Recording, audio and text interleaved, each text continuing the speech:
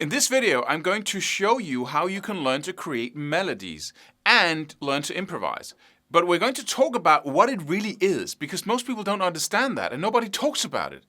It's like, there's just some things we never talk about, but we really need to understand in order to learn what it is that we want to learn. And one of them is the question of what is a melody really? When you put chords to a melody, what are you really doing? Or when you are improvising over a chord progression and creating a melody in the moment, what are you really doing when it sounds really good? What is actually going on? You need to understand that. So here's the explanation. The explanation is arpeggios. Why do we need them? Because an arpeggio is really just the chord in the background spelled out note for note, right? So if I have a C major chord, in the background, I can play the notes of that chord, and that's only 3 notes, which is a triad. Right? Those are the notes of the chord. So if I'm playing that, all you hear is just me repeating what you already hear in the chord, right? But that chord comes from a scale. And how do I know that? Well, because we have more chords. And these chords fit together, right? They're pieces of a puzzle. So I might have the C major, and then the F in a song, and then the G, and then the C. And the reason why those chords fit together is because they come from the same scale. That's what we call a key. So you might know this already, but please follow the explanation because it leads somewhere very important. So all these chords are derived from the same scale. So they have a mother scale or a father scale, if you want. A group of notes that we call the diatonic scale. So if I'm saying, okay, all these chords fit the key of C major, what does that really mean? Well, it means that they're all comprised of the same 7 notes. We just take out 3 notes from that 7-note scale, and then we play them together.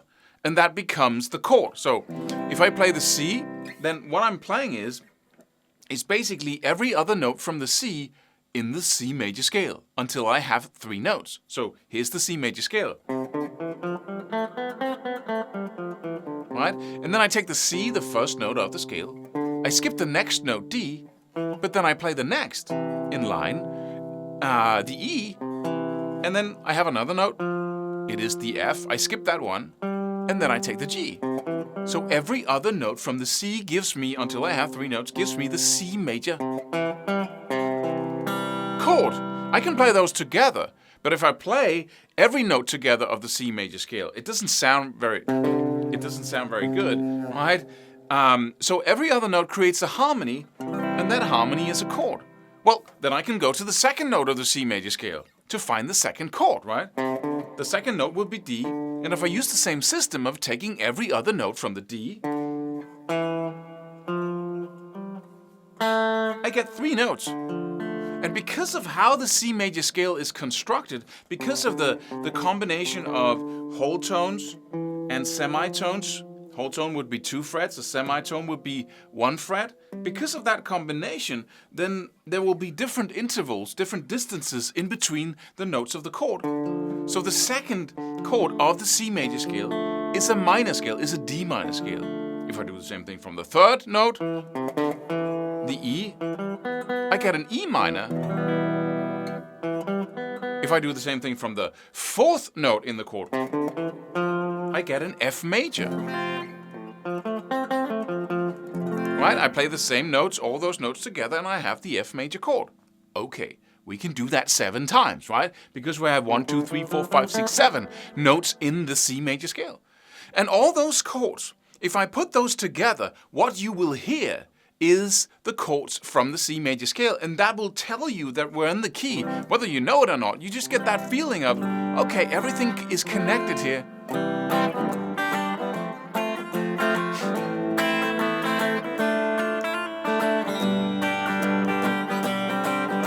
Right? Everything is connected because it's the same 7 notes. It makes sense. If I play chords that are not from the same scale, it really sounds.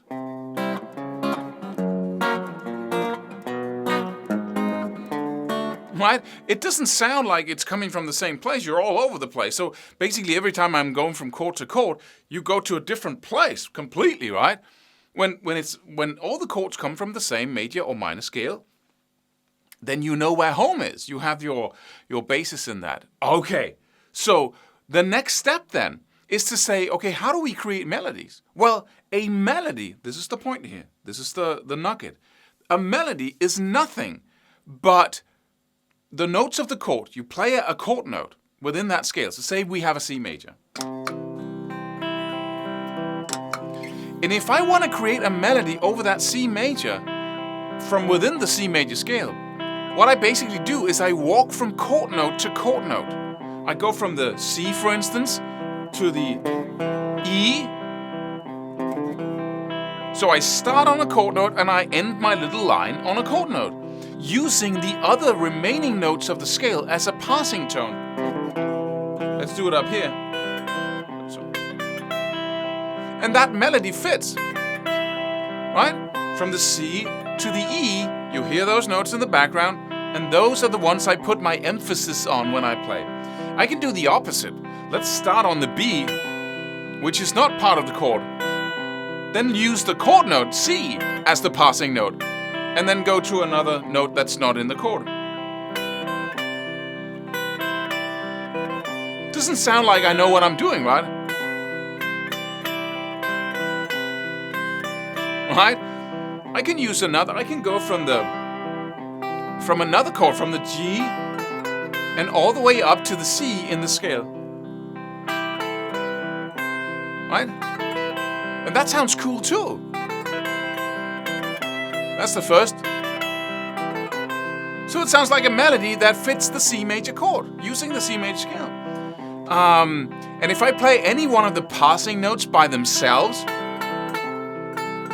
doesn't sound so. But if I use them as passing notes, I get that cool feeling of I'm starting where, on a chord note, then I go to tension, because it sounds like tension when I'm playing. It's like a tense sound, right? There's conflict there. And as soon as I go to one of the notes in the background, we're back home. Oh. Right? So, and that's what we human beings love in a song. We like that going back and forth between that home feeling of, everything's in harmony, and then the tension, and then harmony. That's drama, right? That's in a story. If you're watching a movie and everything's okay all the time, it's a boring movie. So you want that tension. And that's what we do in music. We go from tension and release all the time. And that's what a melody is. But you need to know where you can release. And you need to know what notes are tension and what notes are release.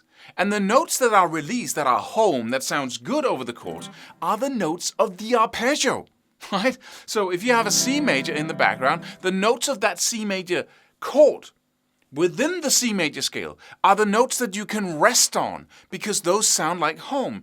It's release. And then you can move into the notes that are not in the chord, but are in the C major scale still. The remaining 4 notes out of the 7, right? There's 3 notes in the C major triad, the C major arpeggio. And so we got 4 notes that are not in the chord. All those 4 notes is tension.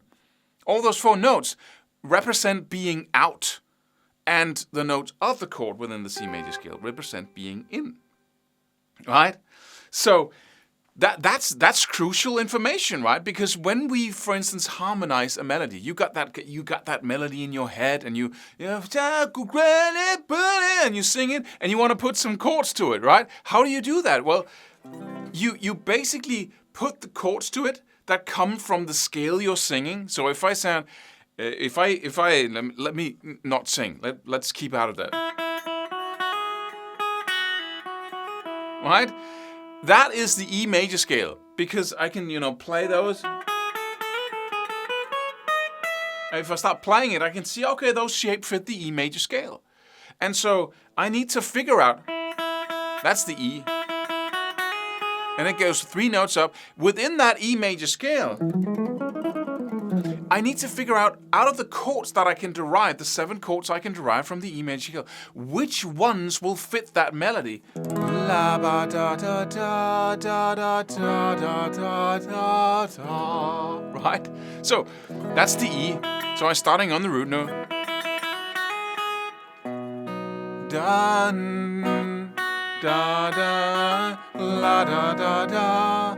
That's that, and the reason why it fits is because I'm resting and on the chord notes, on the notes of the chord I play. So I play E and I play B major, the tonic and the dominant. That's another story, but right? So you can use your ear to do that, right? You just mess around with all the chords of the E major. No, that doesn't sound right. Oh, okay, that's really cool. That B there, right? So you can use your ear because it so makes sense on a musical level. But once you know that the notes of the melody has to fit the chords, you start really using your intelligence and your logical mind, and you'll be so much faster at finding the right chords. That's why this is important on a compositional level. When you improvise, there's another challenge here, because suddenly we need to know all the 7 different arpeggios of any diatonic major minor scale, right? Because if I have a song, final word here, if I have a song that is, is built from the C major and the F and the G and then C, then that's the C major arpeggio. I need to play the F major arpeggio, and then I need to know the G major arpeggio, and the C, and the G, and then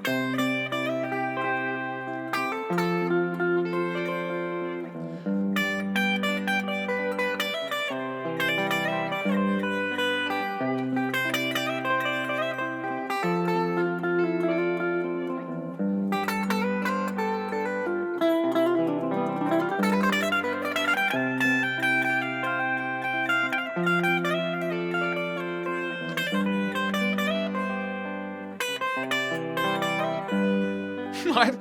And that is basically what I'm doing there when I'm improvising, is I'm walking from chord note to chord note, because I know my arpeggios, right? So I'm building melodies on the spot.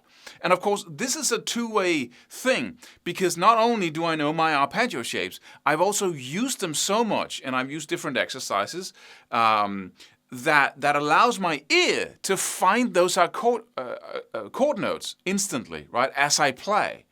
But that is the discipline. That is what we need to learn if we want to use the major minor scale for improvisation, for building melodies, for composing. That a melody, a line, a lick, whatever you call it, is walking from chord note to chord note, which makes arpeggios crucial to spend time on, because those are the chord notes that we need to know where are. And once you know those and the scale, you have the ultimate power of being able to, harmonize any melody, improvise the way you want to do, play in and out, and sound really interesting. And that is the main skill of improvisation and composition, basically. So a long talk here, but I hope it all makes sense. And if you're kind of confused right now, then please watch the video again as you practice and look around the internet, see if you can support what I say here. There's not a lot of lessons on this, because we all just forget about the fundamental fact that a melody is nothing but walking from chord note to chord note.